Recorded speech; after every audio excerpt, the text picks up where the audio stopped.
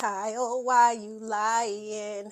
Why you always lying? Kyle, why you lying? You texting PK, quit lying.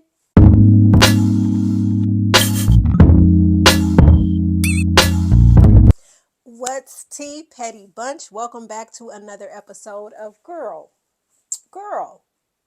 Can We Gossip? With the Petty One. Welcome to the Petty Palace. Yes, I want to thank all of my new Petty Bunch subscribers. Welcome to the Petty Bunch family.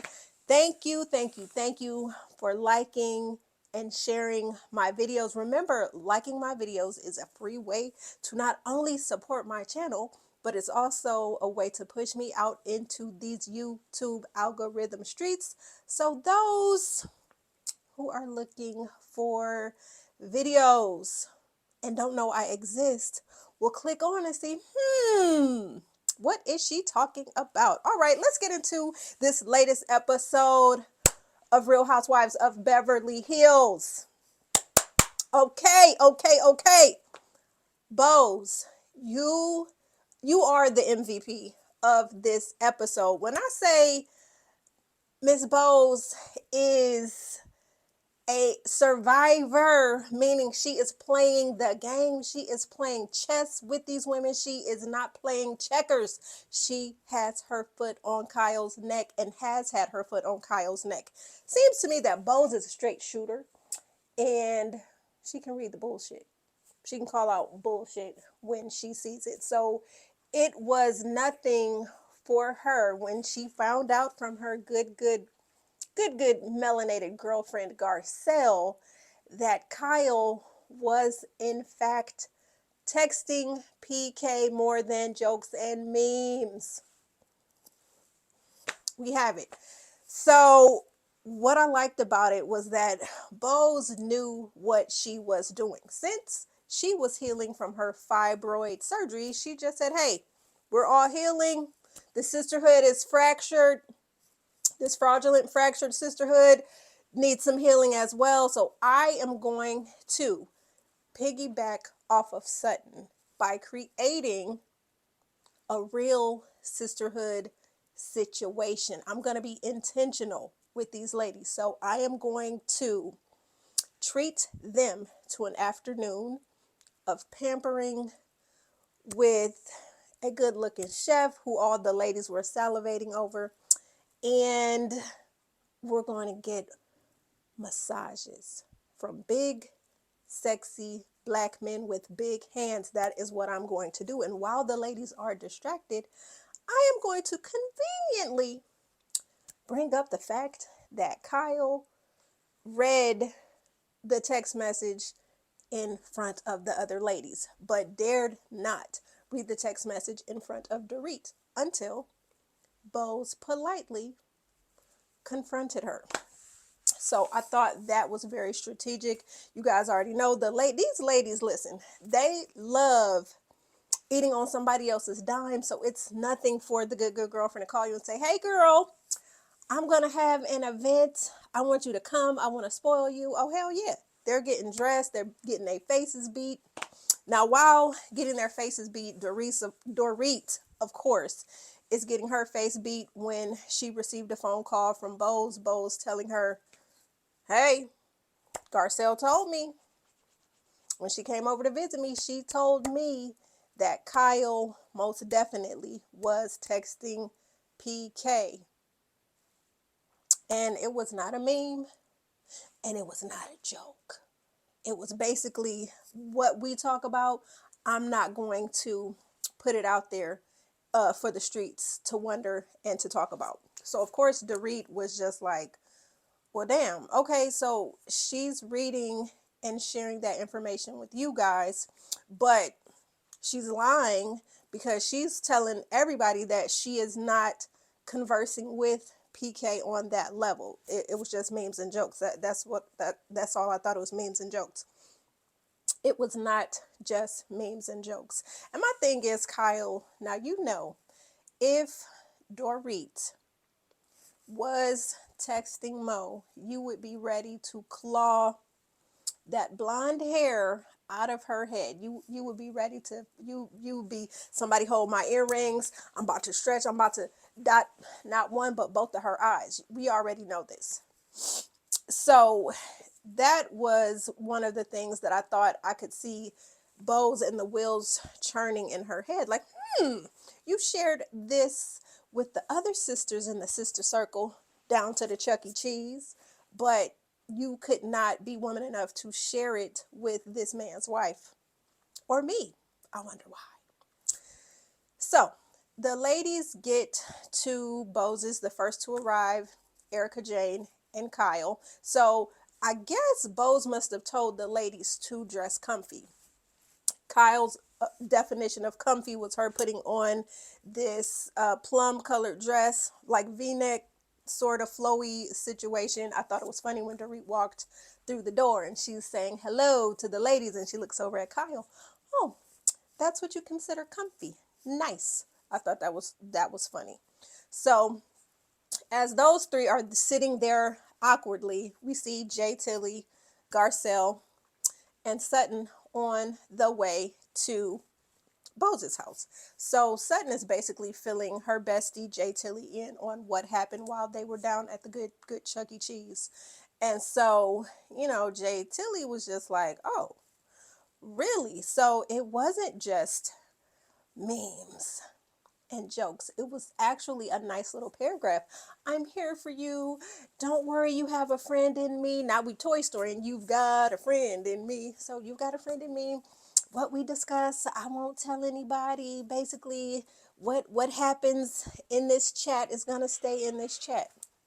So they're thinking like, what the fuck? Why and how? Basically, like, again, Kyle, you are a liar.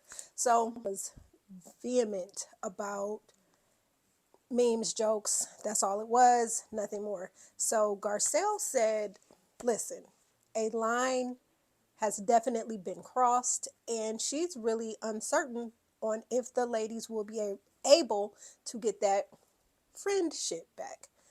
Another thing I liked that happened during this sisterhood soiree was that Dorit was able to bury the hatchet with Garcelle. She actually went to her and she was soft about it. And she was very apologetic about the demise of what could have been their friendship. She owned her shit regarding the whole aggressive, attacking, gaslighting this black woman. Now, like I've always said, Garcelle has not been my favorite this season, and I have stood 10 toes down on Dorit being dead ass wrong with how she handled the situation. But I, in turn, also said Garcelle could have met her halfway. When Dorit was trying to say she wanted to learn about the situation, Garcelle completely shut her down. I ain't got time to teach you. So, nevertheless, Dorit humbly approached Garcelle, who was getting a massage and was feeling, just comfortable, just feeling relaxed. And so she actually she made eye contact with Dorit, and Dorit said, I apologize wholeheartedly for basically my privilege not hearing you and basically wanting to know if they could move forward. And so that basically was what Garcelle had been waiting for Dorit to take some responsibility. Not so much as her putting on the shoes, because Dorit, let's face it, is a white woman. She will never know what we as black women feel. So it was good to see that the white flag had been, waved. So that was cool. So this is a sisterhood moment, right? So everybody's healing, heal the world, make it a better place. So all the ladies are sitting on the couch. So Kyle is sitting on the couch. And so Bose is very strategic. She goes and she sits next to Kyle and she's like, hey, heard you guys had some fun at Chuck E. Cheese. She's not beating around the bush. So I heard you read the text message. Why couldn't you read it in front of me and Dorit? So of course this gets Kyle's panties in a bunch. Now, mind you, Sutton's nosy ass is sitting on the side. She kind of hears. And so Kyle is explaining to Bose about what the text message entailed. So Sutton slides her ass on it and says, "Oh no, no, no, no, no, no! The text message, it was more than that."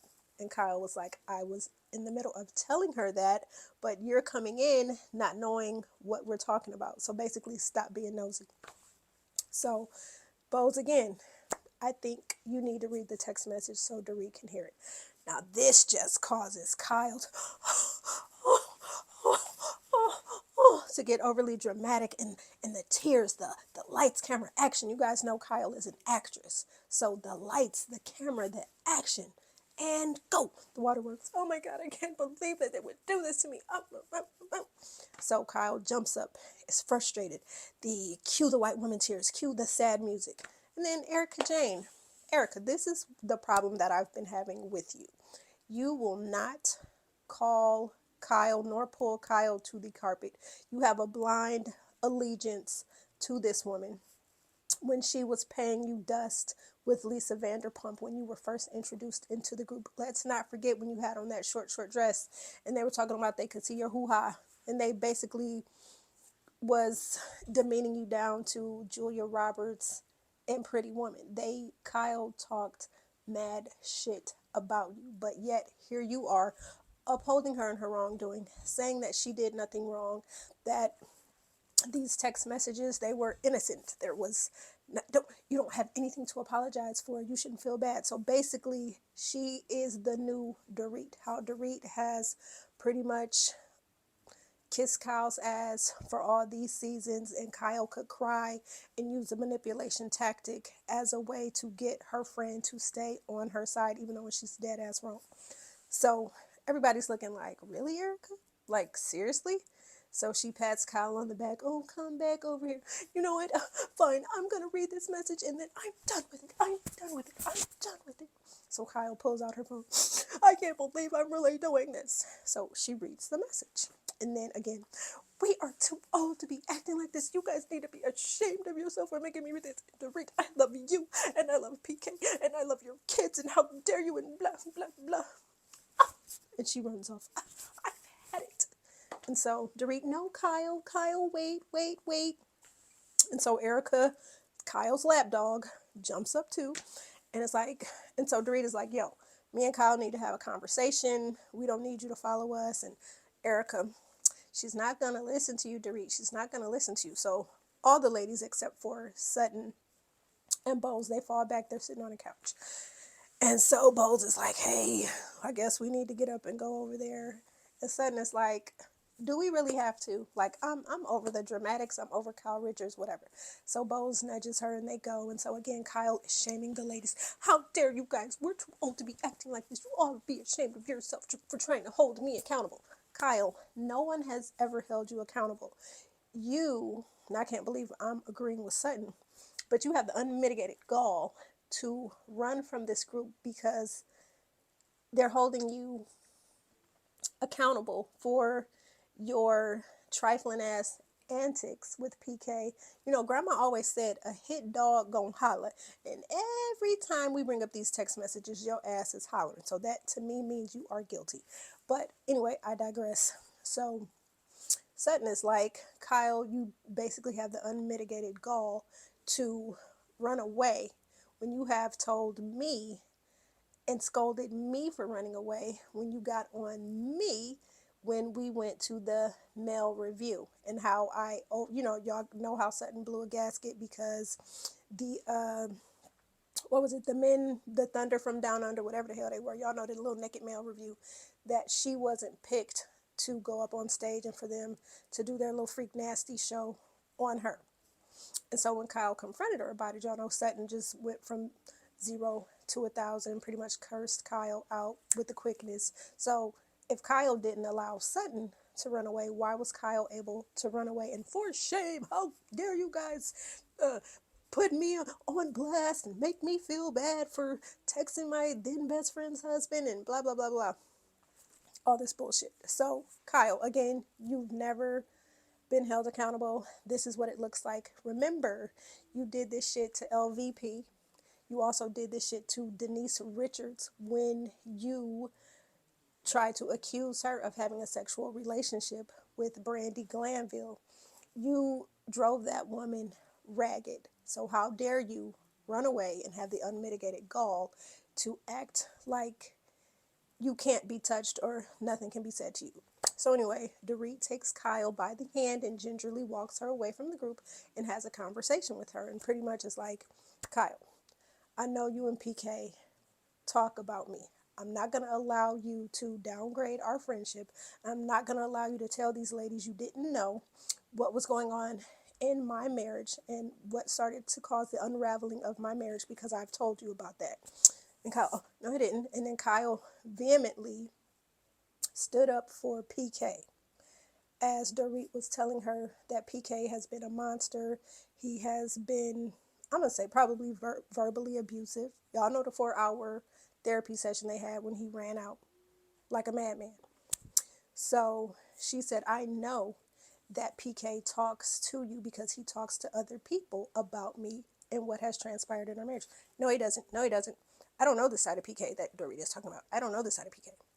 So that scene pretty much ends with Kyle wiping her white woman tears and not wanting to be held accountable. So she grabs her little Birkin bag and she hops into her car and she leaves. And so the ladies are like, so what ended up happening? And so Dorita's like, hey, she got overly emotional. Basically, she doesn't want to take accountability. And so the ladies are like, well, she needs to take accountability. And so Erika, again, with this blind loyalty to Kyle, basically making it seem like everybody else is living in a twilight zone and that Kyle wasn't dead as wrong for texting her friend's husband. So Dorit is pretty much like, okay, I'm putting this in the back of my mind. I'm putting you on notice. I'm seeing you because you're supposed to be my friend as well, but you're upholding Kyle. You're defending Kyle, saying that she has nothing to apologize for, when in fact she does. So next scene, we see Kyle. I really don't care about this scene. So Kyle is trying to play up this united front that she and Mo still have with their girls, how they sat down, I guess, and talked about the separation. Kyle, you're not telling us what happened with the demise of that. Anyway, Portia gets a Porsche. That's pretty much it. Kyle is trying to bond with her daughters who really don't want to spend any time with her. There's something about Kyle that everybody's really not feeling this season. And y'all know when Kyle talked to Portia on the phone, because Portia had spent the night at Mo's house. And when she asked her, oh, what's going on? Oh, me and my sisters are getting together today. Can I come? There was a long pause. Portia didn't want to say, Mom, we want to have sister time without your depressing ass. Portia, I don't know what time. We didn't set a time. Well, when you do, can you let me know? We haven't set a time. Kyle, read the room. The girls don't want to be bothered with you. You're bringing them down. Get a life. Get some friends. You would have a life and you would have friends if you would stop lying.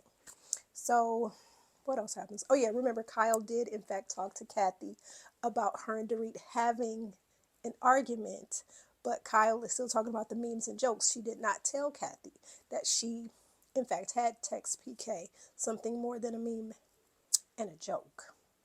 So there's that. Let's see. So Erika and Dorit have a conversation. And so they actually go to a spot where Dorit tells Erika, like, hey, I don't think you're being a good friend to me at the moment. I feel like I'm trying to tell you that the underlying theme of Kyle's message to PK when she said, I won't tell what we've talked about, they're talking about me. Erika does not believe it. I don't believe it. I don't believe it. So Dorita's like, I'm trying to tell you. I know Kyle. I know my husband. This is what happens. When PK would go over to Kyle and Mo's house, he would have long conversations with Mo. He would have long conversations with Kyle. They would talk. And she knows that their marriage, and her in particular, would be the topic of discussion. Erika, I don't believe it. I don't believe it. It can have a double meaning. Erika is so busy on the defense because of the shit that she went through with Tom and being judged and being under the microscope that she feels the same shit is happening to Kyle, when I'm still wondering why she won't revisit the fact that Kyle had it out for her when she first came. But I digress. Erika, you and your blind loyalty, God love you. I think you're crazy for that, and you're wrong for that, and that's why. And Erika, well, I'm gonna wash my hands of the friendship. I can't with you. I can't with Kyle. I can't get caught in the middle. No, Erika, you're actually drawing your line in the sand, and you are actually on Kyle's side because there are too many times that you have sided with Kyle, and you're upholding her in her wrongdoing, really telling her that she didn't do anything wrong, knowing if somebody would have been texting Tom ass back in the day when he was coherent, you'd be ready to whoop their ass, and you already know that's the truth.